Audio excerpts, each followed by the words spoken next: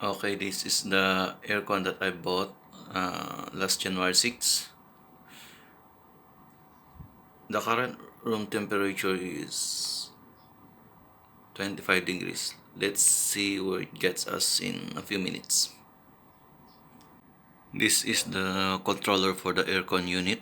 As you can see, there is an energy control where you can set it to 80%, 60, then 40.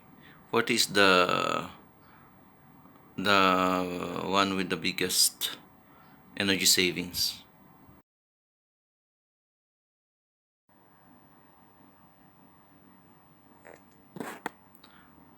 Well, the room temperature is now 20 degrees from the previous starting temperature of 26 degrees Celsius.